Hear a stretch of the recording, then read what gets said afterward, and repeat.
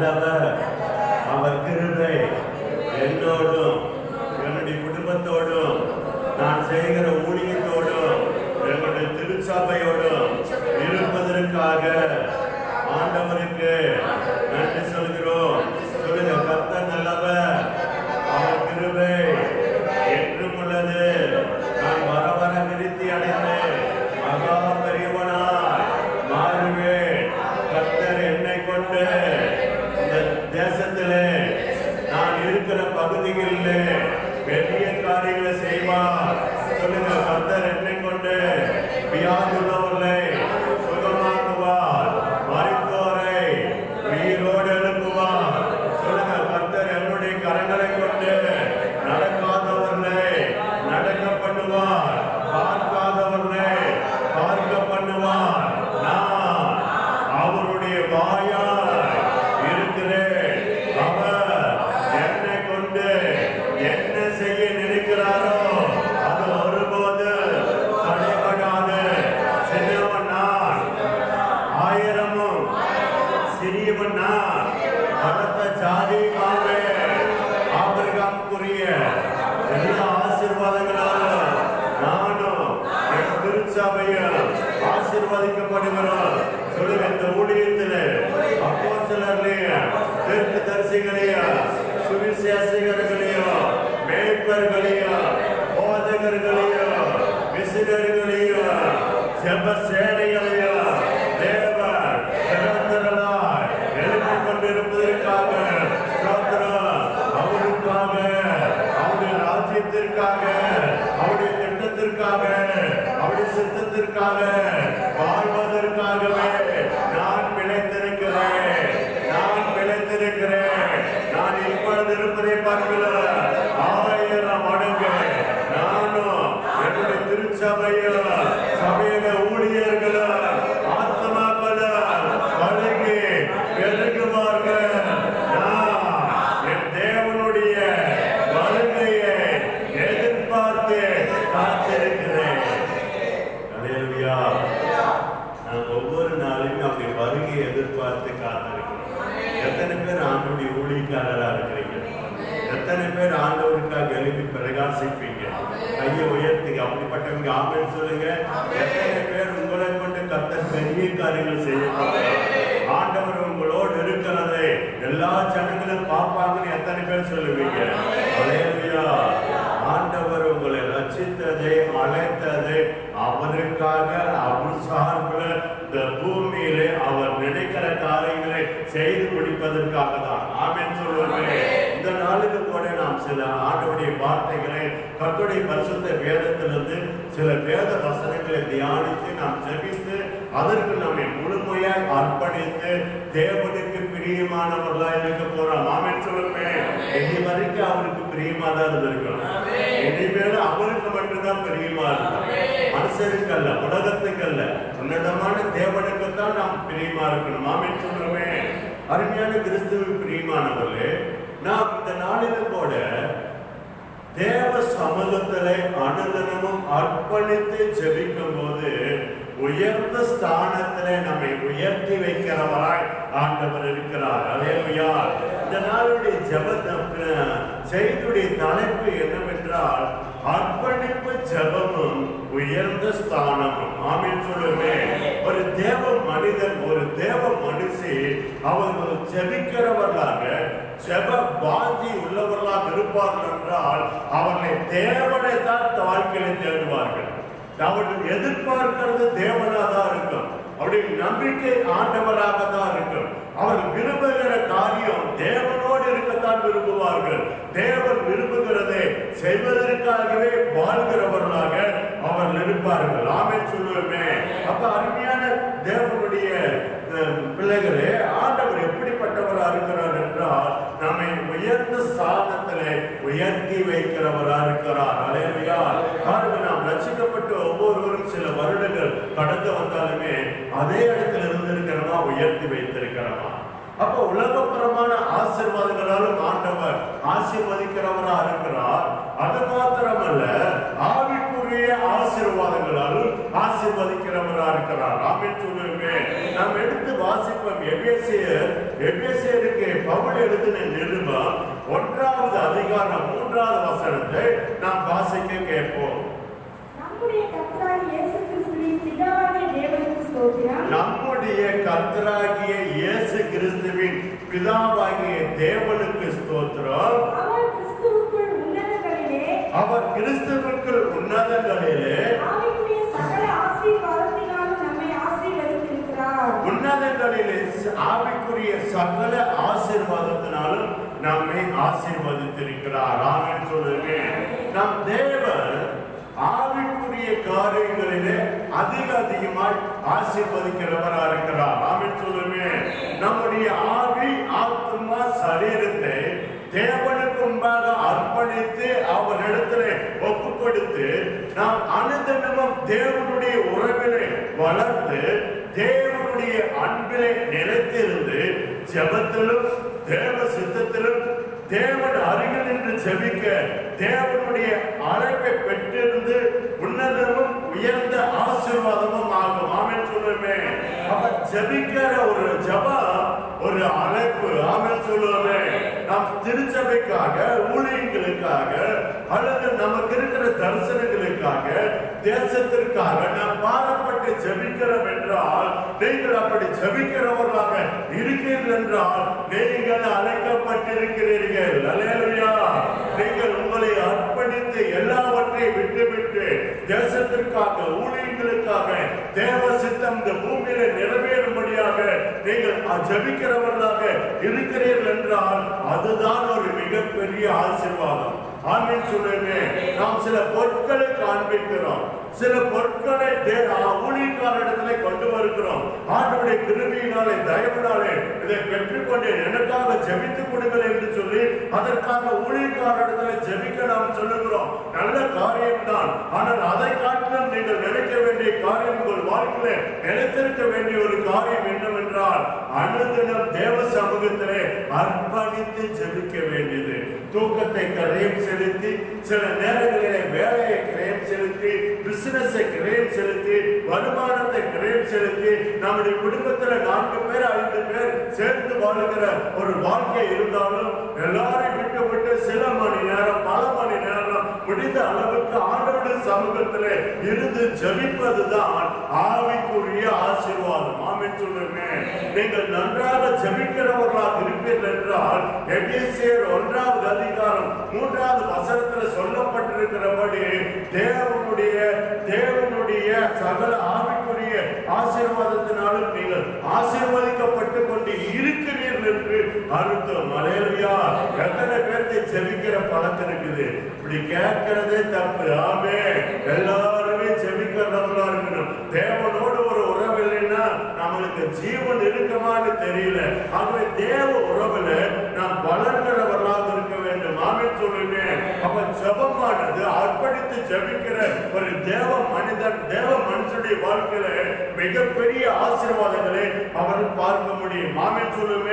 இப்படிப்பட்ட அழைப்பை எல்லோரும் பெற்றுக்கொள்ள விரும்பினாலும், வாஞ்சித்தாலும், அதற்கென்று தங்களை அர்ப்பணித்தாலும் ஒரு சிலரே இப்படிப்பட்ட ஆசீர்வாதத்துக்கு பாத்திரவான்களாக, கிருபைகளை பெற்றுக் கொண்டவர்களாக மாறுகிறார்கள். அநேகருக்கு பல மணி நேரம் ஜெபிக்க வேண்டும் என்கிற ஆசை இருக்கிறது. அநேகருக்கு ஊழியம் செய்ய வேண்டும் என்கிற ஆசை இருக்கிறது. அநேகருக்கு இந்த இடத்துல ஆராதிக்க வேண்டும், பிரசங்கம் பண்ண வேண்டும் என்கிற ஆசை இருக்கிறது. ஆனால் அதற்கு விடாப்படியாக அர்ப்பணிக்கிறவர்கள் மாத்திரமே அதற்கான கிருபைகளை பெற்றவர்களாக மாறுகிறார்கள். ஆமென் சொல்லுங்க. ஆகவே அருமையான கிறிஸ்துவுக்குள் பிரியமானவர்களே, திருச்சபையாலே நாம் அனுதினமும் தேவ உறவிலே வளரும்படியாக மன விருப்பமுடையவர்களாக, தாகத்தோடு விருப்பத்தோடு தேவ சமூகத்திலே நம்மை அர்ப்பணிக்கிறவர்களாக இருக்க வேண்டும். ஆமென். தேவ உறவிலே வளர வேண்டும். பாருங்க, உங்களோடு எனக்கு ஒரு நல்ல ஐக்கியம் ஆக வேண்டும், அல்லது உங்களுக்கு என்னோடு ஒரு நல்ல ஐக்கியம் இருக்க வேண்டும் என்றால் அடிக்கடி கூடி பேசுகிறவர்களாக இருக்க வேண்டும், இல்ல சந்தித்துக் கொண்டவர்களாக இருக்க வேண்டும். தேவனை தேடாமல், தேவ சமூகத்தில் போய் காத்திருக்காமல், ஜெபிக்காமல் தேவனுடைய உறவில் நாம் வளர முடியாது. ஆவிக்குரிய ஆசீர்வாதங்களிலே வளர முடியாது.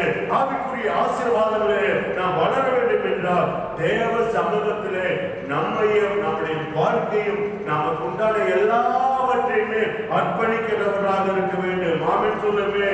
ஆகவே தேவன் ஜெபிக்கிற இந்த உன்னதமான விசேஷத்தை அழைப்பையும் கிருபையும் ஆசீர்வாதங்களையும் அளித்து நம்மை அவருடைய சிநேகிதராக தெரிந்து கொள்கிறார். அவர்களை உயர்ந்த ஸ்தானத்தில் வைப்பது நிச்சயம். ஆமென் சொல்லுமே.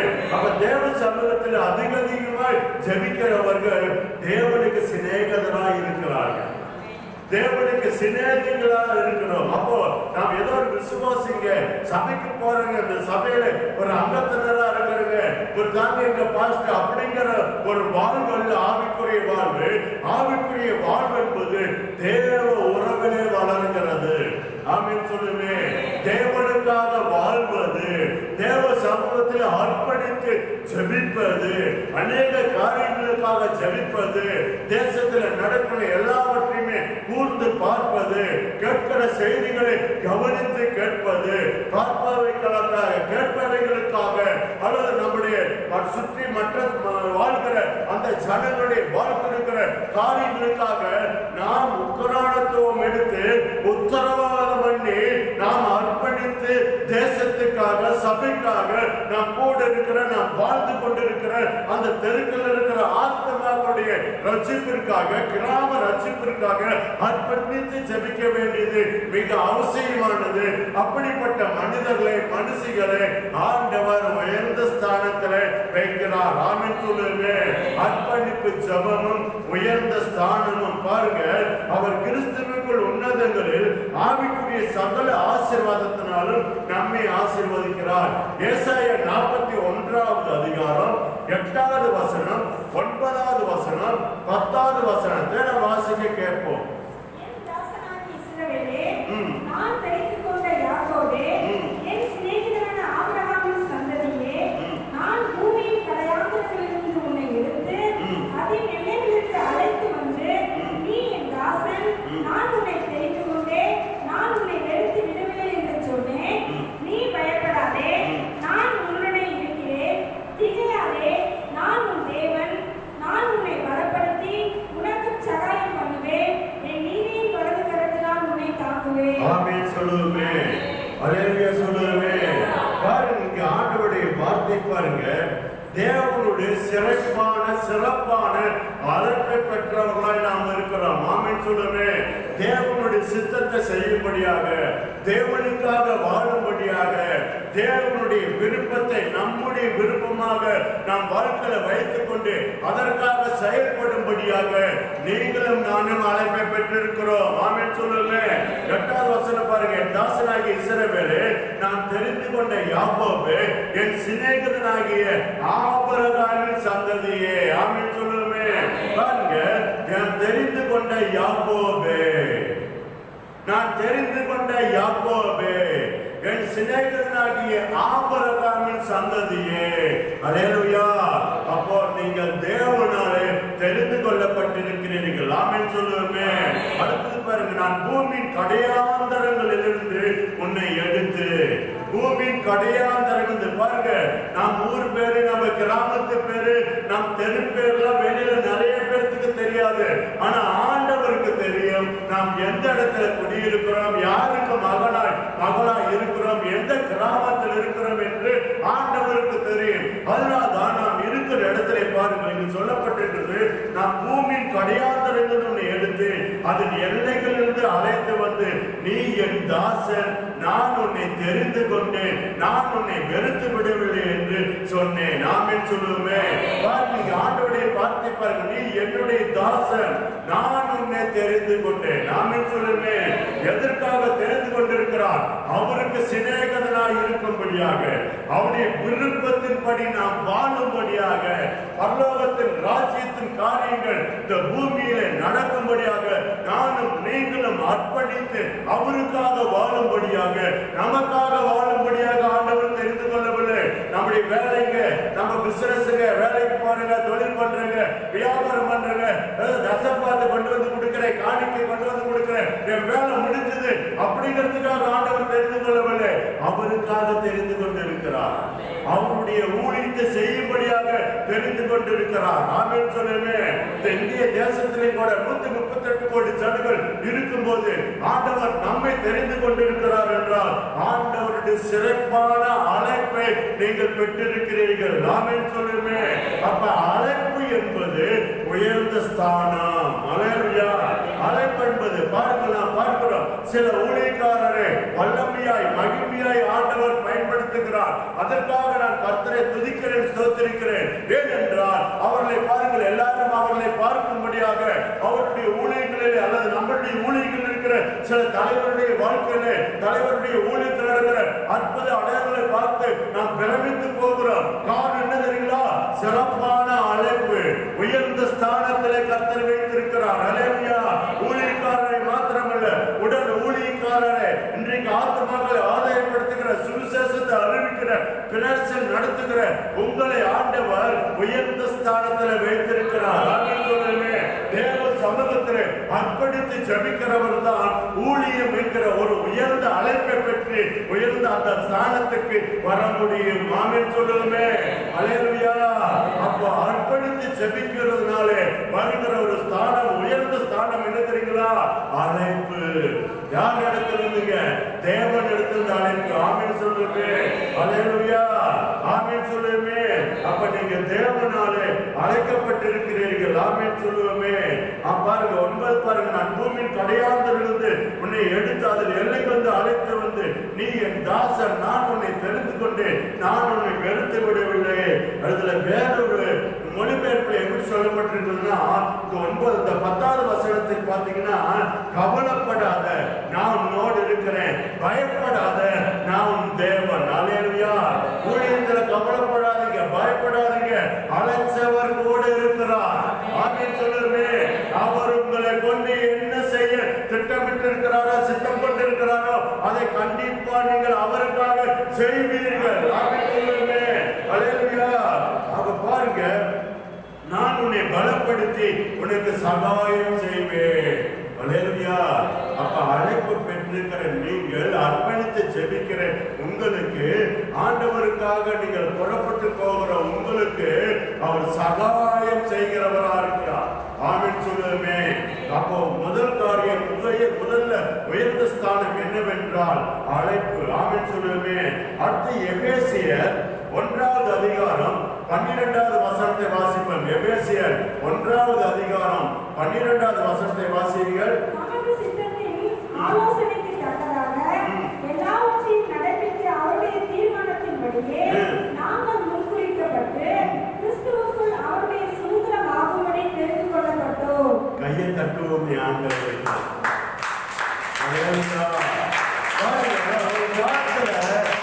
நம்மை அவமானப்படுத்தினார்கள், வேதனைப்படுத்தினார்கள்.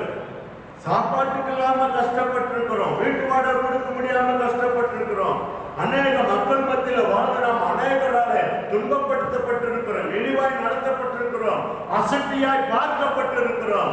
ஆனால் நம் தேவன் எப்படி தெரியுங்களா நம்ம பார்த்திருக்கிறாரு? பாருங்க, தமது சித்தத்தின் ஆலோசனைக்கு தக்கதாக எல்லாவற்றையும் நடப்பிக்கிற அவருடைய தீர்மானத்தின் படியே. அல்லேலூயா. அல்லேலூயா. பாருங்க, தமது சித்தத்தின் ஆலோசனைக்கு தக்கதாக எல்லாவற்றையும் நடப்பிக்கிற அவருடைய தீர்மானத்தின்படியே நாங்கள் முன்குறிக்கப்பட்டோம். நாம் முன்குறிக்கப்பட்டிருக்கிறோங்க அவருடைய சித்தத்தின்படியே, அவருடைய தீர்மானத்தின்படியே. அப்படி என்றால் அவருடைய ஆலோசனையானது நம் மேல் இருந்திருக்கிறது. ஆமென். பாருங்க, நாம ஏதாவது ஒரு காரியம் செய்யணும்னா இவங்களை வச்சு செய்யலாமா, இவங்களை கூப்பிடலாமா, இவங்களை எடுத்து இந்த வேலை கொடுக்கலாமா என்று சொல்லி எப்படி நாம் சில ஐடியாக்களை வைத்து ஆலோசனை பண்ணி அதற்கு ஏற்ற நபரிடத்தில் அந்த வேலையை கொடுப்போமோ, அது போலவே தேவனுடைய வேலையை இங்கு செய்யும்படியாக அவருடைய ஆலோசனையிலே நானும் நீங்களும் இருந்தபடியினாலே அவராலே தெரிந்து கொள்ளப்பட்டிருக்கிறோம். அப்படின்னு சொல்லுவோமே. பாருங்க, எல்லாவற்றையும் நடப்பிக்கிற அவருடைய தீர்மானத்தின்படி. அப்படின்னா அவர் தீர்மானம் பண்ணினார்னா பண்ணினதுதான். அவர் தீர்மானம் பண்ணினார், அவர் முடிவெடுத்தா உங்களை குறித்து ஒரு ஆலோசனை வச்சு ஒரு தீர்மானம் பண்ணினார்னா உங்களை கொண்டு கண்டிப்பாக கட்டாயமாக இந்த ஊழியத்தில் வைத்து அல்லது உங்களுக்கு தருகிற ஊழியத்தில் செய்ய வேண்டியதை செய்வார். பாருங்க, கிறிஸ்துவுக்குள் அவருடைய சுதந்திரமாகும்படி தெரிந்து கொள்ளப்பட்டோம். ஆமென் சொல்லுமே. அப்ப அடுத்தது பாருங்க, அடுத்த உயர்ந்த ஸ்தானம் என்ன தெரியுங்களா? அவரால் தெரிந்து கொள்ளப்பட்டிருக்கிறோம். நமக்கு தெரிந்தவர்களாம் நம்மளை புறக்கணித்தார்கள். நாம் யாரையெல்லாம் நம்பணுமோ அவர்களாம் ஏமாற்றினார்கள். நாம் எந்த இடத்துக்கு போன நமக்கு கணக்கு கிடைக்கும் என்று சொல்லி ஒரு காலத்தில் நடந்து அலைந்தோமோ அங்கெல்லாம் கனவீனப்பட்டு வந்தோம். ஆனால் ஆண்டவர் பாருங்க, அவருடைய கிறிஸ்துவுக்குள் அவருடைய சுதந்திரமாகும்படி தெரிந்து கொள்ளப்பட்டோம். ஆமென் சொல்லுமே. அடுத்தது பாருங்க, இரண்டாவது ஸ்தானம் என்ன தெரியுங்களா?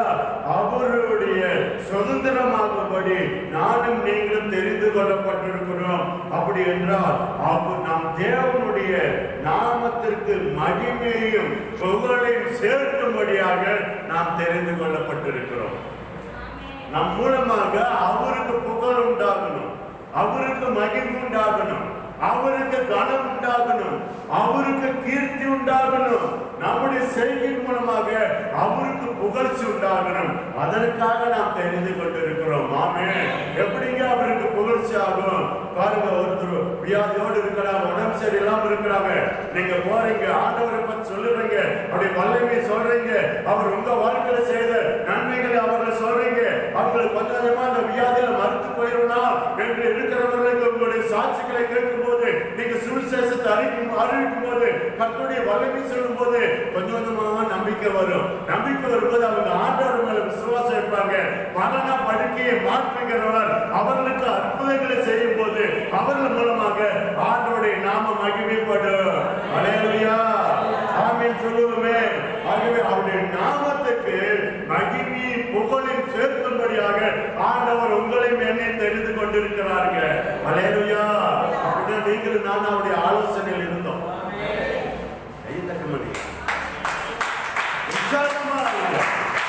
எவ்வளவு பெரிய காரியங்கள் அநேகர் நம்மளை பத்தி யாராவது நமக்கு தெரிஞ்சவர்களிடத்துல கேட்டால் ஒருவேளை தெரியும்னு சொல்றதுக்கு வாய்ப்பு இருக்குது, எனக்கு அவங்களை தெரியாதுன்னு சொல்றதுக்கு வாய்ப்பு இருக்கு. ஆனா ஆண்டவர் வானத்தை பூமி உண்டாக்குற சர்வ வல்லமையுள்ள தேவன் அவருடைய சித்தத்துக்கு தக்கதாக, ஆலோசனைக்கு தக்கதாக, நம்மேல் வைத்திருக்கிற ஆலோசனைப்படி நாம் நடக்கும்படியாக, நடப்பிக்கும்படியாக அவருடைய தீர்மானத்தின்படி முன்குறிக்கப்பட்டு, எப்படிங்க? உலக தோற்றத்துக்கு முதலாக முன்குறிக்கப்பட்டு, தாயின் கருவிலே உருவாவதற்கு முதலாக முன்குறிக்கப்பட்டு, கண்ணீரிலும் வேதனையிலும் பாடுகளிலும் ஒவ்வொருத்தரத்திலும் வாழ்கிற ஜனங்கள் மத்தியிலே உங்களை பயன்படுத்தும்படியாக, உங்கள் மூலமாக அவர்களுக்கு நன்மையை ஆண்டவர் செய்யும்படியாக, அவர்கள் மூலமாக அவருடைய நாமத்துக்கு மகிமை உண்டாகும்படியாக ஆண்டவர் உங்களை ஒவ்வொருவரையும் தெரிந்து கொண்டிருக்கிறாருங்க. இதுதான் உயர்ந்த ஸ்தானம். இதுதான் உயர்ந்த ஸ்தானம். அல்லேலூயா. நீங்க சாதாரணமானவர்களாக இந்த ஊழியத்தில் இல்லை, இந்த திருச்சபையில் இல்லை.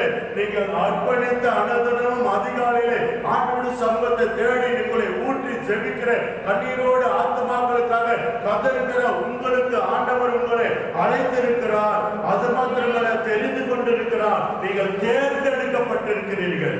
ஆமென் சொல்லுமே. அப்ப தேவன் முதல் ஸ்தானம் உங்களை அழைத்திருக்கிறார். இரண்டாவது உயர்ந்த ஸ்தானம், நீங்கள் தேர்ந்தெடுக்கப்பட்டிருக்கிறீர்கள். எல்லாரும் நிராகரிச்சாங்க, எல்லாரும் ரிஜெக்ட் பண்ணாங்க.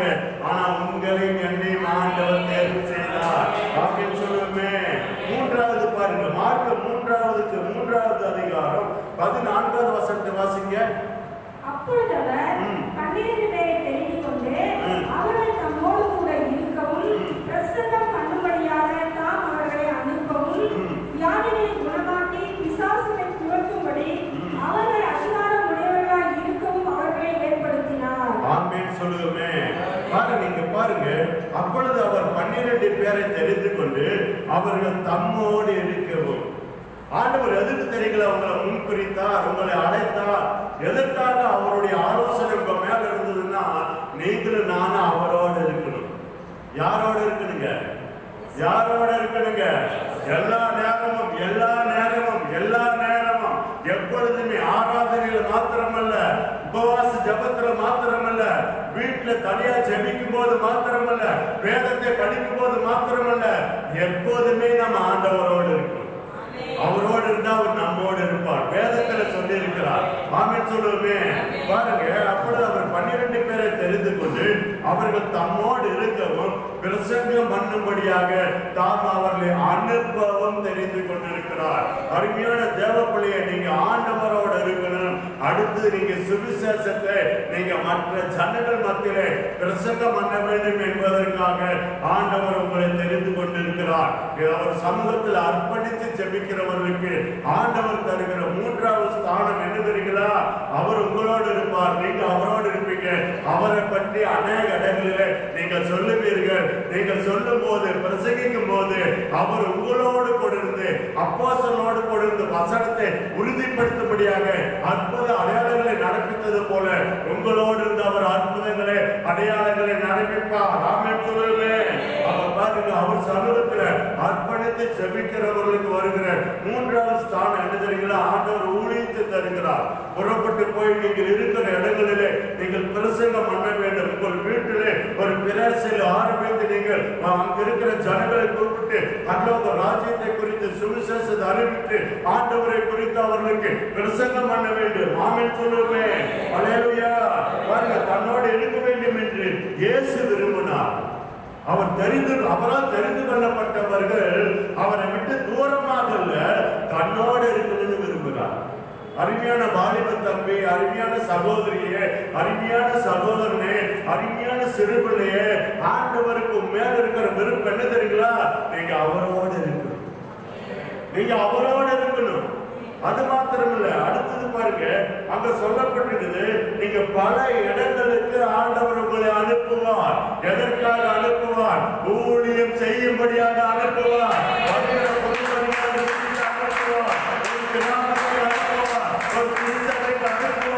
அவர் உங்கள் மேல் என்னென்ன ஆலோசனைகளை வைத்திருக்கிறாரோ அதெல்லாம் நிறைவேறும்படியாக பல இடங்களுக்கு உங்களை அனுப்புவார். எத்தனை பேர் இயேசுவுக்காக புறப்பட்டிருக்கிறீங்க? அல்லேலூயா. இதுதான் உயர்ந்த ஸ்தானம். நீங்கள் பேசவும், மற்றவர்கள் கேட்கவும், நீங்கள் ஜெபிக்கவும், மற்றவர்கள் அற்புதங்கள் அடையாளங்களை ஆண்டவரிடத்திலிருந்து பெற்றுக் கொள்ளவும் உங்களுக்கு அப்படிப்பட்ட ஒரு ஸ்தானத்திலே ஆண்டவர் உங்களை வைத்திருக்கிறார். நீங்கள் சுகத்துக்காக எங்கேயும் ஓட தேவையில்லை. நீங்கள் தேவனை பற்றி பிரசங்கிக்கும் போது அதை கேட்கிற மக்கள் உங்கள் மூலமாக தேவனிடத்தில் அற்புதங்களை அடையாளங்களை பெற்றுக் கொள்ளும்படியாக, சுகத்தை பெற்றுக் கொள்ளும்படியாக, ஆரோக்கியத்தை பெற்றுக் கொள்ளும்படியாக ஆண்டவர் உங்களை தெரிந்து கொண்டிருக்கிறார். அப்படி ஆலோசனையில் என்ன ஆலோசனை தெரியுங்களா? நீங்க அவர் அனுப்புகிற இடத்துக்கு போய் நீங்க பிரசங்கம் பண்ணணும். எத்தனை பேர் செய்வீங்க?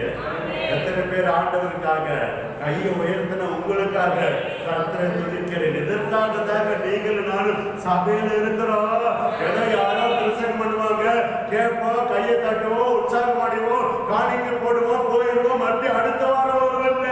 அனுதினமும் ஆண்டோட சமூகத்தில் அர்ப்பணித்து ஜெபித்து அவரோட வாழ்கிற வாழ்க்கையை வாழ்ந்து அவர் சொல் கேட்டு அவர் அனுப்புகிற இடங்களுக்கு கடந்து சென்று துன்பத்தில் இருக்கிற மக்கள் மத்தியில சுவிசேஷத்தை அறிவித்து அவர்களை ஆற்றி தேற்றி கண்ணீரை தொடுத்து கர்த்தருடைய அன்பை வெளிப்படுத்தும்படியாக உங்களை தெரிந்து கொண்டிருக்கிறார். ஆமென். ஹல்லேலூயா. ஆகவே நீங்கள் தேவனாலே பிரித்தெடுக்கப்பட்டிருக்கிறீர்கள். 3வது காரியம் மார்க் 3:14 சொல்லுகிறது, நீங்கள் தேவனாலே பிரித்தெடுக்கப்பட்டவர்கள்.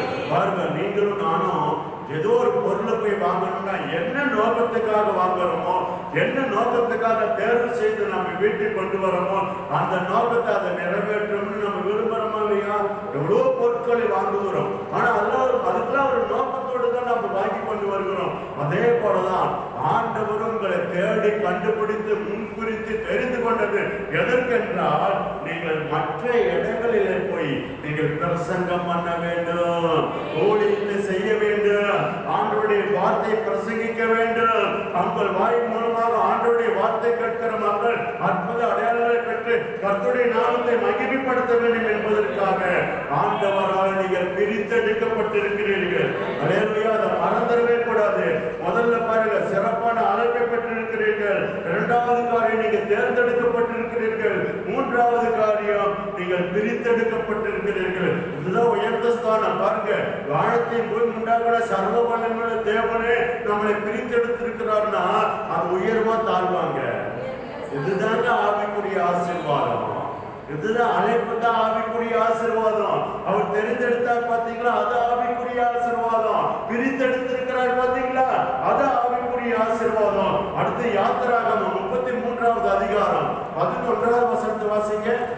ஒருவன் தன் சிநேகிதனோடு பேசுவது போல கர்த்தர் மோசேயோடு முகமுகமாய் பேசினார். பின்பு அவன் பாளையத்திற்கு திரும்பினான். நூனின் குமாரனாகிய யோசுவா என்னும் அவனுடைய பணிவிடைக்காரனாகிய வாலிபன் ஆசாரிப்பு கூடாரத்தை விட்டு பிரியாமல் இருந்தான். பாருங்க, ஒருவன் தன் சிநேகிதனோடு பேசுவது போல கர்த்தர் மோசேயோடு முகமுகமாய் பேசினார். அல்லேலூயா. பாருங்க, ஒரு மனிதன் தன் நண்பனோடு பேசுவது போல ஆண்டவர் மோசேயோடு எப்படி தெரியுங்களா பேசினாரா? நேருக்கு நேர் நின்று பேசினார். கையை தட்டுவோம் அவருக்கு.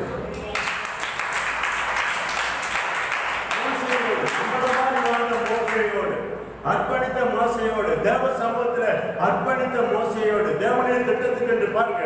மோசை எகிப்தில வாழ்ந்திருந்தாலும், எகிப்தில வளர்ந்திருந்தாலும், பாருங்க ஆடு மேய்த்து கொண்டிருந்தாலும் மோசையின் மேல் ஒரு ஆலோசனை ஆண்டவர் வைத்திருந்தார், ஒரு திட்டத்தை வைத்திருந்தார், அதற்காக தேர்வு செய்தார், அதற்காக பிரித்து எடுத்தார். அப்படி என்ன செய்யணும்னு நினைச்சாரோ அதை மோசையை கொண்டு செய்தார். ஆமென் சொல்லுவே. அப்ப பாருங்க, அடுத்த ஒரு ஆசீர்வாதம் என்ன தெரியுங்களா? தேவனாலே சிநேகிக்கப்படுவது. அப்படின்னா தேவன் நம்மை நேசிக்கிறார். அல்லேலூயா. தேவன், நாம் தேவனை நேசிக்கிறோம், ஆனால் தேவனே நம்மை நேசிக்கிறார். அவரே நம்ம மேல் அன்பு காட்டுகிறார். ஏனென்றால் நீங்கள் அழைக்கப்பட்டிருக்கிறீர்கள், நீங்கள் தேர்ந்தெடுக்கப்பட்டிருக்கிறீர்கள், நீங்கள் தேவனாலே பிரித்தெடுக்கப்பட்டிருக்கிறீர்கள். அதனாலே அவர் உங்களை சிநேகிக்கிறார். ஆமென் சொல்லுவோமே. பாருங்க, மோசேயை ஆண்டவர் சிநேகித்தார். மோசேயை தன்னுடைய சிநேகிதனாய் ஆண்டவர் பார்த்தாங்க. உங்களை ஆண்டவர் அவருடைய சிநேகிதனாய் பார்க்க வேண்டும், அவருடைய சிநேகிதியாய் பார்க்க வேண்டும். அல்லேலூயா. எத்தனை பேர் இப்படிப்பட்ட ஒரு அனுபவம் வேண்டும் நினைக்கிறீங்க? பாருங்க, ஆண்டவர் மோசேக்கு முன்பாக நின்றாராம். வேறொரு மொழிபெயர்ப்பு சொல்றது, கர்த்தர் மோசேயுடன் நேருக்கு நேரா நின்று பேசினார். எவ்வளவு ஒரு பாக்கியமான ஆவிக்குரிய வாழ்க்கை. கற்பனை பண்ணி பாருங்க, கற்பனை பண்ணி பாருங்க. அவர் பேசும்போது ஒரு இடத்துல மோசே முகத்தை மூடிட்டாராம், பார்க்க முடியலையா. அப்படிப்பட்ட கர்த்தர், சர்வ வல்லமையுள்ள தேவன் மோசேயோடு கூட நேருக்கு நேர் நின்று பேசினார். இதுதான் ஆண்டவருடைய சத்தத்தை கேட்பதும், அவர் நமக்கு முன்பாக வந்து நின்று நம்மோடு பேசுவது தாங்க உயர்ந்த ஸ்தானம். ஆவிக்குரிய வாழ்க்கை உன்னதத்துல சகல ஆவிக்குரிய ஆசீர்வாதங்களாலும் அவர் ஆசீர்வதிக்கிறார்னா தொட்டு பார்க்கறதில்ல, கர்த்தருடைய அனுபவங்கள் இல்லை. அவரால் அழைக்கப்பட்டது, தேர்ந்தெடுக்கப்பட்டது, பிரிக்கெடுக்கப்பட்டது. அவரே நம்மோடு கூட வந்து நம்மை அவருடைய சிநேகிதனாய் வைத்து, சிநேகிதியாய் வைத்து, அவர் நம்மோடு முகமுகமாய் பேசுகிற அந்த அனுபவம் தான் உயர்ந்த ஸ்தானம். அல்லேலூயா. எத்தனை பேர் ஒரு நேரம், கொஞ்ச நேரம் வெளியில போயிட்டு உங்க கனவை போன் பண்ணீங்கன்னா பதறீங்களே, உங்க மனைவி போன் பண்ணலீங்கன்னா பதறீங்களே. ஆண்டவர் பேசல அப்படிங்கிறதுக்காக என்னைக்காவது கவலைப்பட்டிருக்கிறீங்களா?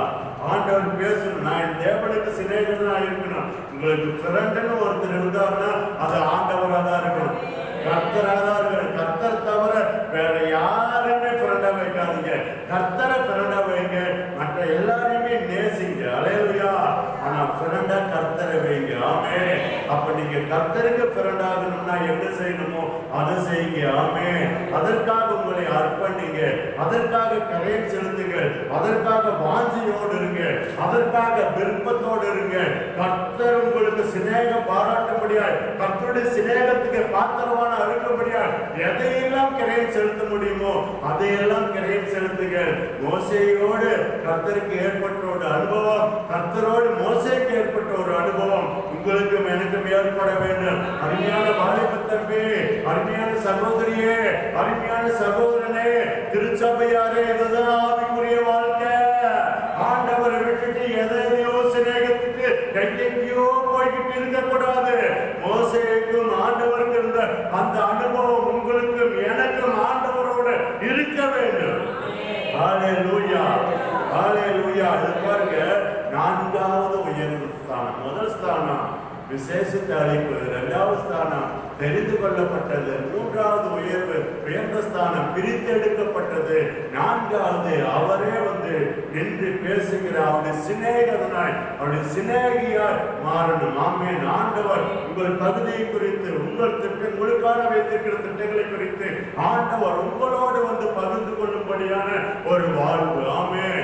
அதற்காக நீங்கள் உங்களை அர்ப்பணிங்கள். அடுத்து பாருங்கள், ரோமர் 8வது அதிகாரம் 14வது வசனத்தை வாசிப்போம். மேலும் எவர்கள் தேவனுடைய ஆவியினாலே நடத்தப்படுகிறார்களோ அவர்கள் தேவனுடைய புத்திரராய் இருக்கிறார்கள். பாருங்க, தேவனுடைய புத்திரராய் இருக்கிறார்கள். ஆமென் சொல்லுமே. நீங்க யாரா இருக்கிறீங்க? தேவ புத்திரரா இருக்கிறீங்க. ஆமென் சொல்லுமே. நீங்க தேவனுடைய பிள்ளைகளாய் அவருக்கு பிள்ளைகளாய் இருக்கும்படியாக ஆண்டவர் உங்களை முன்குறித்திருக்கிறார். பாருங்க, சர்வ வல்லமையுள்ள தேவனுடைய பிள்ளை நான் அப்படிங்கிறது எவ்வளவு ஒரு உயர்வு, எவ்வளவு உயர்வு. அநேகர் சொல்றாங்க இவங்க ஒரு உயர்ந்த பதவியில உயர்ந்த அதிகாரத்தில் இருக்கிறவங்களை பார்த்து இவங்க எனக்கு தெரியுங்க, இவங்களோட நான் பேசுவேங்க, பக்கத்திலே நிற்பங்க அப்படிங்கிறாங்க. ஆனா அதை காட்டிலும் ஆண்டவர் உங்களை அவருடைய பிள்ளையாய் தெரிந்து கொண்டிருக்கிறார். ஆமென் சொல்லுவோமே. அல்லேலூயா. அப்படின்னு நம்ம எடுத்து வாசிப்போம். அதுக்கு பாருங்க, பாகம் 1:31 வாசிங்க. பாகம் 1:31 வாசிங்க. ஒரு மனிதன் தன் பிள்ளையை சுமந்து கொண்டு போவது போல நீங்கள் இவ்விடத்திற்கு வருகிற வரைக்கும் நடந்து வந்த வழிகள் எல்லாவற்றிலும் உங்கள் தேவனாகிய கர்த்தர் உங்களை சுமந்து கொண்டு வந்ததை கண்டீர்களே. பாருங்க எப்படி போட்டிருக்குது, மறுபடியும் படிங்க. ஒரு மனிதன் தன் பிள்ளையை சுமந்து கொண்டு போவது போல நீங்கள் இவ்விடத்திற்கு வருகிற வரைக்கும் நடந்து வந்த வழிகள் எல்லாவற்றிலுமே நம் ஒவ்வொருவருக்கும் ஒவ்வொரு வயது இருக்கலாம்.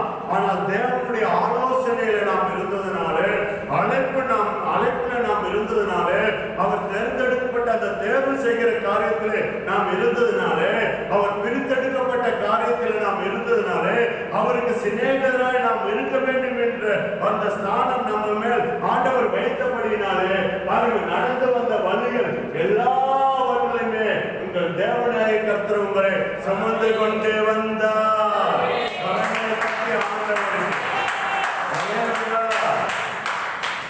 கடந்த நாட்களில் பார்த்தீங்கன்னா முந்தானே நானும் என் மனைவி பேசிட்டு இருக்கும்போது என் மனைவிட்டு சொன்னேன், ஆண்டவராகிய இயேசு மாத்திரம் இல்லைன்னா மருமகன்களை பார்த்திருக்க முடியாது, மருமகளை பார்த்திருக்க முடியாது, ஒரு பேர பிள்ளை கூட பார்த்திருக்க முடியாதுன்னு நான் என் மனைவிட்ட பேசிட்டு இருந்தேன். எல்லாம் என்னோட வந்து விளையாடும் போது இது ஒரு 15 வருடத்துக்கு முன்பாக அந்த மரண படுக்கையில் இருந்த பார்த்தீங்களா, அதுதான் எனக்கு ஞாபகத்துக்கு வந்தது. எவ்வளவு நல்லவர், எல்லாரும் நினைச்சாங்க செத்து போயிடுவோம்னு சொல்லி 15 வருடத்துக்கு முன்பாக.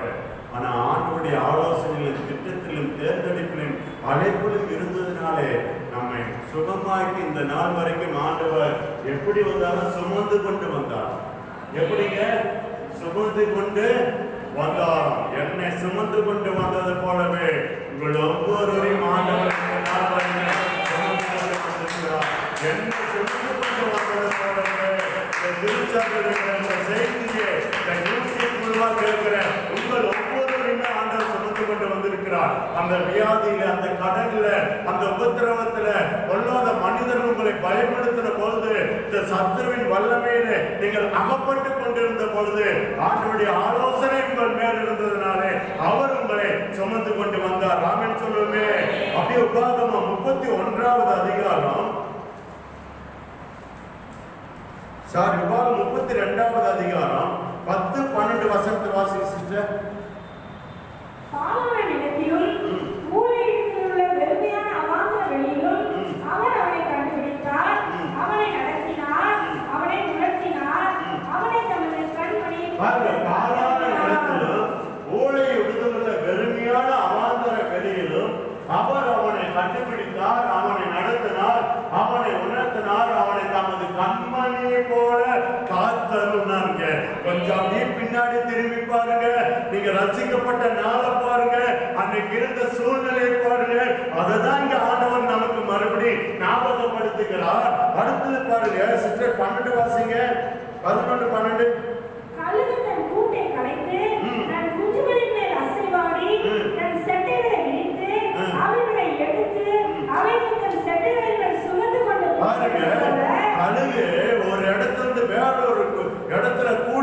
சொன்னா அந்த பழைய கூட்டை கலைச்சிரமா. அங்க வேதம் சொல்லுது, நான் நேரில் பார்க்கல. அங்க பாருங்க, கழுகு தன் கூட்டை கலைத்து தன் குஞ்சுகளின் மேல் அசைவாடி தன் சட்டைகளை விரித்து அவைகளை எடுத்து அவர்களை தன் சட்டைகளின் மேலே சுமந்து கொண்டு போறது போல கொஞ்சம் கற்பனை பண்ணிக்கிறாங்க.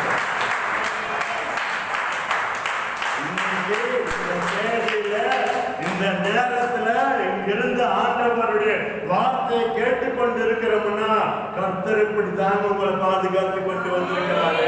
இப்படி பாதுகாத்த தேவனுக்கு எவ்வளவு காரியங்களை செய்யணும் பாருங்க. கழுகு தன் கூட்டை கலைத்து எங்கேயோ இருந்தோம், எப்படியோ இருந்தோம்.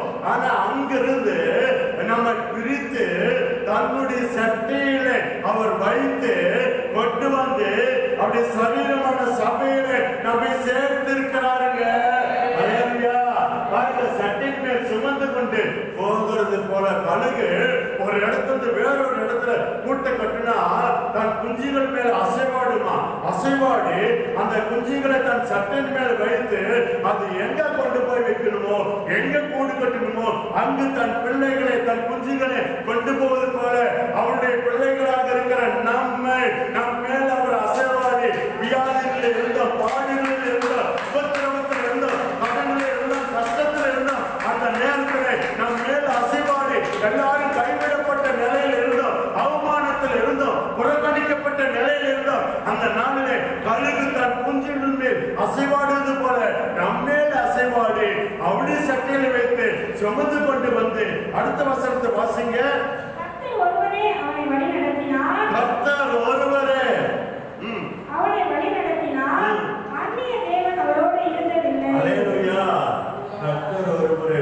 வழி நடத்தணும்னா பாஸ்டர் இல்ல, கர்த்தர் நடத்தணும். இத சொல்றதுக்கு தான் பாஸ்டர் ஊழியக்காரர் எல்லாம். அல்லேலூயா. ஆனா உங்களை யார் வழி நடத்துன்னு நினைக்கிறீங்க? உலகமா, மனிதர்களா, நீங்கள் நம்பி இருக்கிறவர்களா, ஊழியக்காரரா?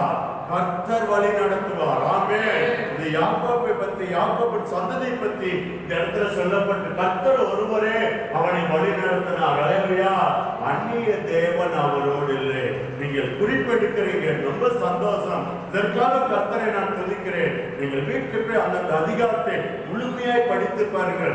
ஆவியானவர் ஏராளமான காரியங்களை உங்களுக்கு கற்றுத் தருவார். ஆமென் சொல்லுவோமே.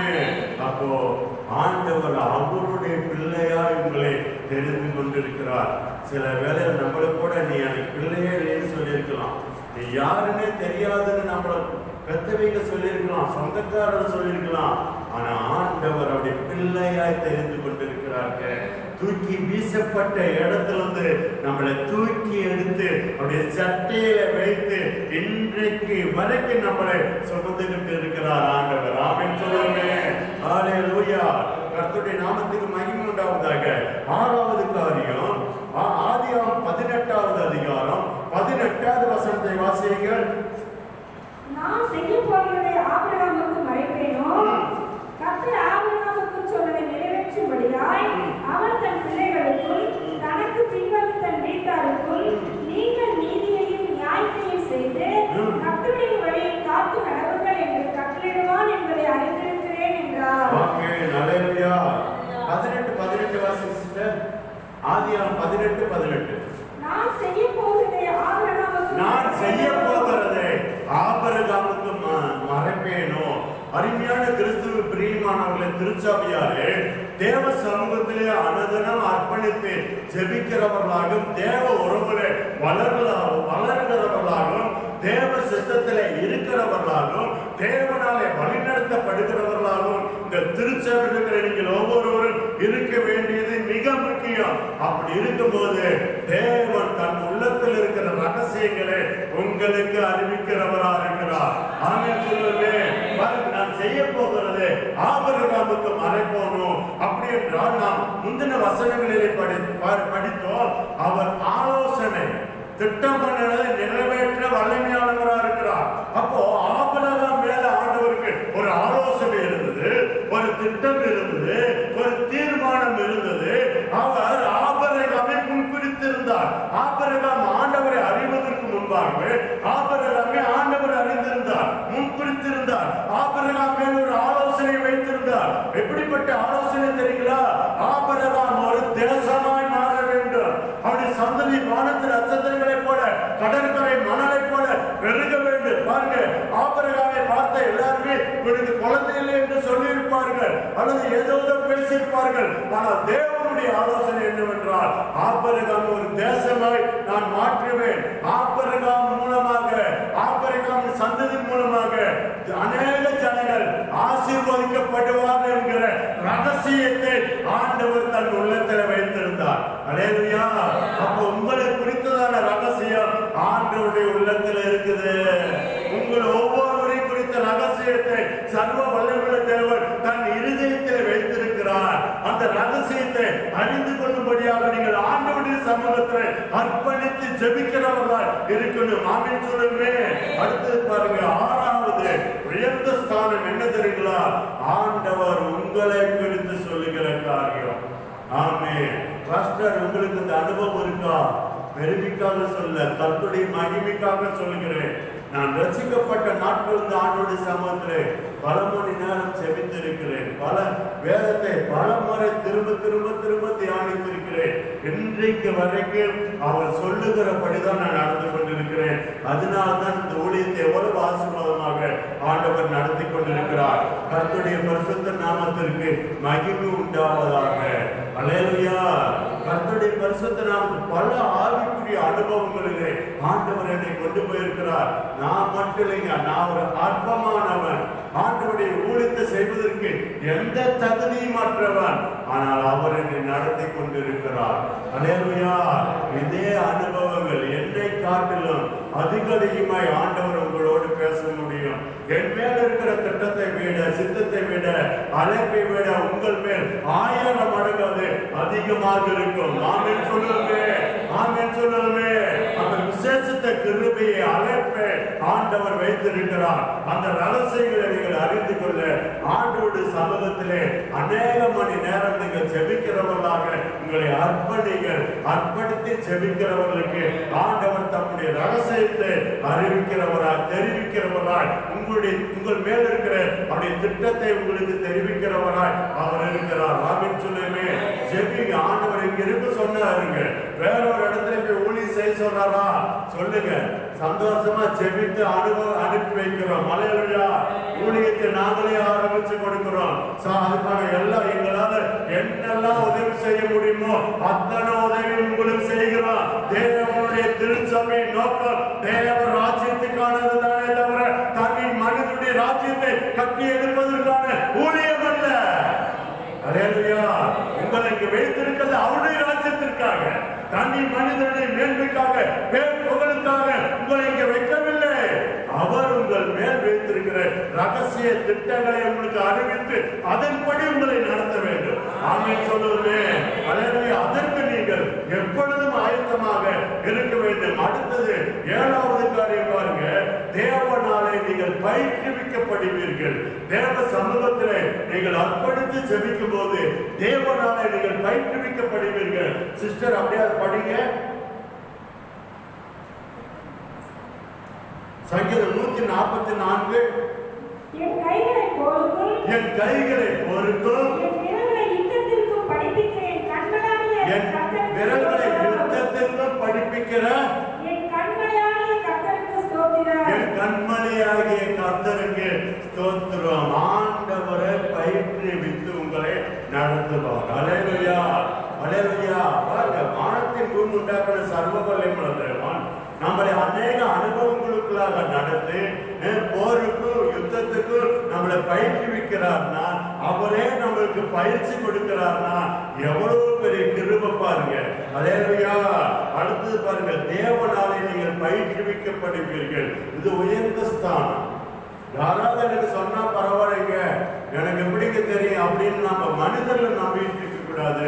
ஊழியக்காரன் என்னதான் சொல்றேன், எங்க பாஸ்டர் வந்து எனக்கு அதான் சொல்லி கொடுத்தா பரவாயில்ல, இங்க இருந்து பேசுறதுக்கு தான் கர்த்தர் என்னை வைத்திருக்கிறார். உங்களுக்கு அநேகவற்றை ஆண்டவர் என் முன்பாக சொல்லிக் கொடுத்திருக்கிறார். ஆனால் கர்த்தர் உங்களை பயிற்றுவிக்க வேண்டும். ஆமே.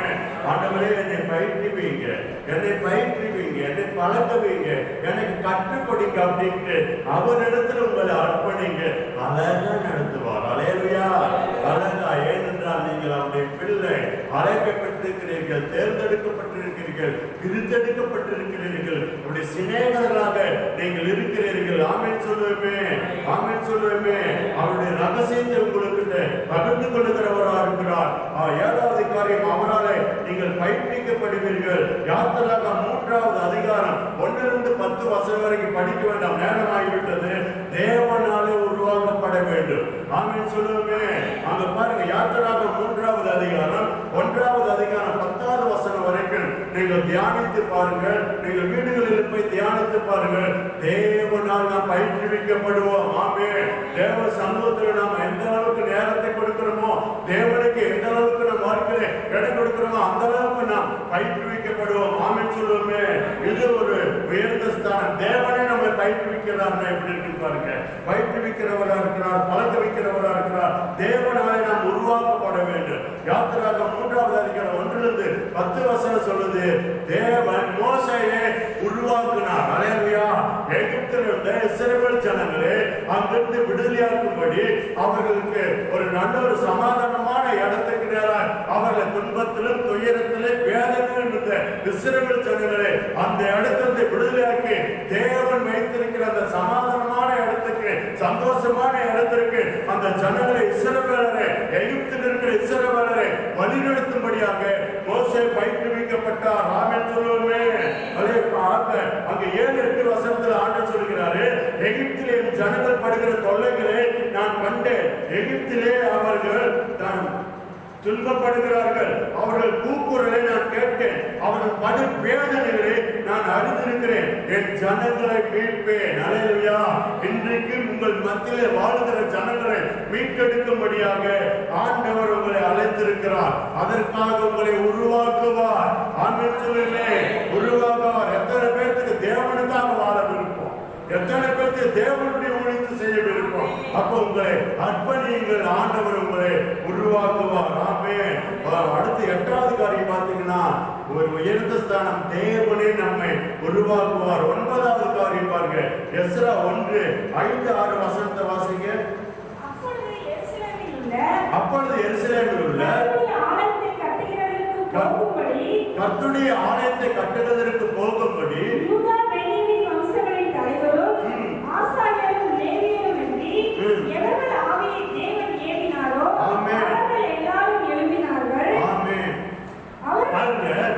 சொல்லப்பட்டது, கர்த்தர் யாருடைய ஆவியினால் எழுப்பினாரோ அவர்களெல்லாம் ஆலயத்தை கட்டும்படியாக எழுப்பினார்கள், ஊழியத்தை செய்யும்படியாக எழுப்பினார்கள்.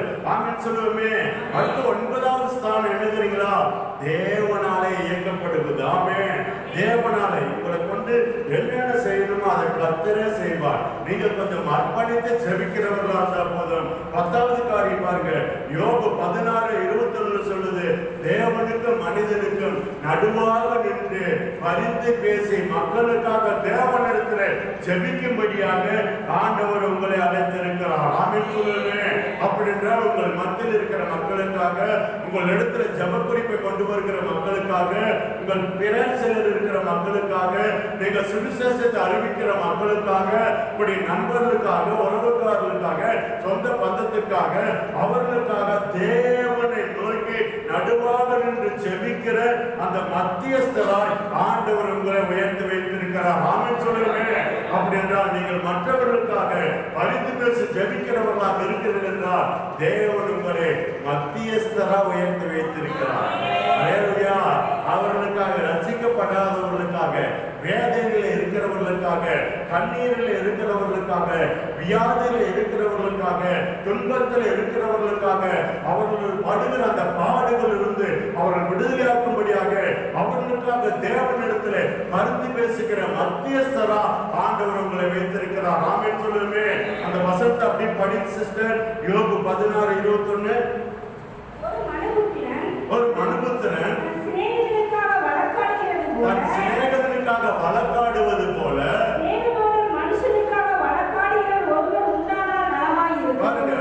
மனுஷனுக்காக தேவனோடு வழக்காடுகிற ஒருவர் உண்டானால் நலமாயிருக்கும். அப்ப நம்மளை சுற்றி இருக்கிற மனிதர்களுக்காக தேவனிடத்திலே பரிந்து பேசி மன்றாடி அவர்களுக்காக அற்புதங்களை தேவன் செய்யும்படியாக நாம் மத்தியஸ்தரா இருக்கும்படியாக ஆண்டவர் உங்களை உயர்த்தி வைத்திருக்கிறாங்க. ஆமென் சொல்லுமே. அல்லேலூயா, அல்லேலூயா.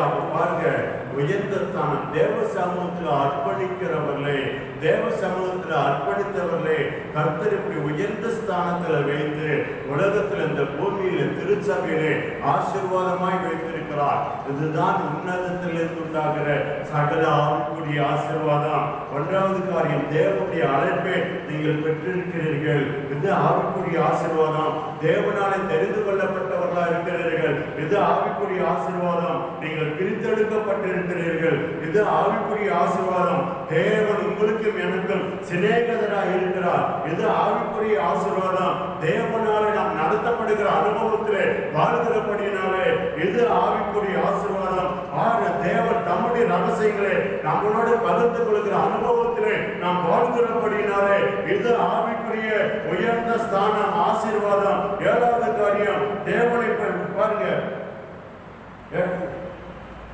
தேவனாலே பாருங்க, ஏழாவது பாருங்க, தேவனாலே பயிற்றுவிக்கப்படுகிறோம். இது தேவன் நமக்கு தந்திருக்கிற உயர்ந்த ஸ்தானம். அடுத்தது பாருங்க, தேவனாலே மகிமையாய் நாம் உருவாக்கப்பட்டு கொண்டிருக்கிறோம். இது தேவனுடைய உயர்ந்த ஸ்தானம். அடுத்தது பாருங்க, ஒன்பதாவது காரியம், தேவனாலே நாம் இயக்கப்படணும். ஆமென். தேவ சமூகத்தில் அர்ப்பணித்து ஜெபிக்கிறவர்களே தேவனே வழி நடத்துவார், தேவனே இயங்க பண்ணுவார், தேவனே உங்கள் ஆவியை எழுத பண்ணி என்ன செய்யணுமோ அதை ஊழிய இந்த திருச்சபையில் உங்கள் பகுதியில் செய்ய வைப்பார். அடுத்தது பாருங்க, 10வது வசனம், மனுஷருக்கும் தேவனுக்கும் நடுவாக நிற்கிற மத்தியஸ்தராய் ஆண்டவர் உங்களை தேர்வு செய்திருக்கிறாருங்க.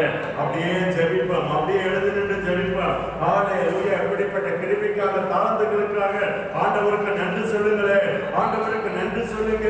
நீங்க தேவ சமூகத்தில் அர்ப்பணிக்கும் போது இப்படிப்பட்ட உயர்ந்த ஸ்தானத்தை உன்னதத்தில் உண்டாகிற சகல ஆவிக்குரிய ஆசீர்வாதங்களாலே நீங்கள் ஆசீர்வதிக்கப்படுகிறீர்கள். ஒவ்வொருவரும் ஆசீர்வதிக்கப்படுகிறீர்கள். அப்படி சொல்லி, ஆண்டவரே நீர் என்னை அழைத்ததற்காக ஸ்தோத்திரம், தெரிந்து கொள்ளப்பட்டதற்காக ஸ்தோத்திரம். ஆண்டவரே உம்மாலே நான் பிரித்தெடுக்கப்பட்டிருப்பதற்காக ஸ்தோத்திரம். தேவனே நீர் என்னை சிநேகிக்கிறீரே, உங்களுக்கு ஸ்தோத்திரம். அப்படின்னு சொல்லுங்க.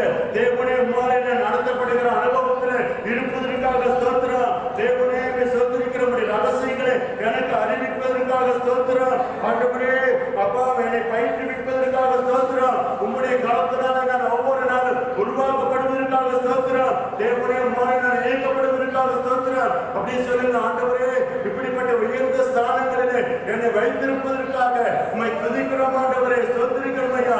மனுஷருக்கும் உமக்கும் மத்தியிலே ஆண்டவரே என்னை மத்தியஸ்தராக அவர் ரட்சிக்கப்படும்படியாக, சுகத்தை பெற்றுக்கொள்ளும்படியாக, ஆரோக்கியத்தை பெற்றுக்கொள்ளும்படியாக, ஆசீர்வதிக்கும்படியாக, என் மத்தியிலே வாழ்கிற, என் பகுதியிலே வாழ்கிற தன்னுடைய கண்ணீர்கள் துடைக்கப்படும்படியாக, ஆண்டவரே உம்முடைய வெளிச்சத்திற்கு அவர் வரும்படியாக, நான் உம்மிடத்திலே பரிந்து பேசும்படியாக ஆண்டவரே என்னை மத்தியஸ்தராய் வைத்திருக்கிறீரே. இந்த திருச்சபை இப்படியாய் வைத்திருக்கிறீரே. உமக்கு நன்றி ஆண்டவரே, நன்றி ஆண்டவரே. ஆண்டவரே இந்த திருச்சபையில் இந்த ஊழியத்தில் இருக்கிற ஒவ்வொருவரும் ஆண்டவரே உம்முடைய அழைப்பை பெற்றிருப்பதற்காக, ஆண்டவரே உம்மால் தெரிந்து கொள்ளப்பட்டிருப்பதற்காக, ஆண்டவரே உம்மாலே பிரித்தெடுக்கப்பட்டிருப்பதற்காக, ஆண்டவரே இந்த திருச்சபையில் இருக்கிற ஒவ்வொருவரும் ஆண்டவரே உம்முடைய சிநேகிதராய் இருப்பதற்காக, ஆண்டவரே இந்த திருச்சபையில் இருக்கிற ஒவ்வொருவரும் உம்மாலே நடத்தப்படுவதற்காக, ஆண்டவரே இந்த திருச்சபையில் இருக்கிற ஒவ்வொருவரும் நீர் ஒரு மேல் வைக்கிற திட்டங்களை, ரகசியங்களை, ஆலோசனைகளை நீர் பகிர்ந்து கொள்வதற்காக, ஆண்டவரே இந்த திருச்சபையில் இருக்கிற ஒவ்வொருவரையும் நீர் பயிற்றுவிப்பதற்காக, நீர் மகிமையாய் உருவாக்கப்படுவதற்காக, ஆண்டவரே இந்த திருச்சபையில் இருக்கிற ஒவ்வொருவரை நீர் இயங்குகிறீரப்பா. ஒவ்வொருடைய ஆவியை எழுத பண்ணி இந்த ஊழியத்தில், ஆண்டவரே இந்த பட்டணத்தில் என்ன செய்யணுமோ அதை இவர்களை கொண்டு நீ செய்து கொண்டிருப்பதற்காக ஸ்தோத்திரம் ஆண்டவரே. ஆண்டவரே இந்த திருச்சபையில் இருக்கிற ஒவ்வொருவரையும் ஆண்டவரே ரட்சிக்கப்படாத ஜனங்களுக்காக, இந்த பட்டணத்துக்காக, சுற்றிக்கிற கிராமங்களுக்காக, இந்த மாவட்டத்துக்காக, இந்த தேசத்துக்காக, ரட்சிப்புக்காக பரிந்து பேசுகிற மத்தியஸ்தர்களாய் அவர்களை வைத்திருப்பதற்காக உங்களுக்கு நன்றி ஆண்டவரே, நன்றி ஆண்டவரே. அவர்கள் யாவரையும் ஆசீர்வதிங்க. நல்ல சுகம், ஆரோக்கியம், பலன் உண்டாகட்டும் ஆண்டவரே. மகிமையாய் உயர்த்துங்க. உங்களுடைய கரங்களில் வைத்து வல்லமையாய் பயன்படுத்துங்க. இவர்கள் மூலமாக அநேக ஜனங்கள் விடுதலையாக்கப்படுவார்களாக, ஆறுதல் அடைவார்களாக, சுகத்தை பெற்றுக் கொள்வார்களாக, ஆசீர்வாதத்தை பெற்றுக் கொள்வார்களாக. அநேகருடைய வாழ்க்கையில இவர்களை வெளிச்சமாய் பயன்படுத்தும் ஆண்டவரே. செய்வதற்காக நன்றி செலுத்துகிறோம். உடைய நாமத்தை மகிமைப்படுத்துகிறோம். இயேசுவின் நாமத்தில் பிதாவே. ஆமென்.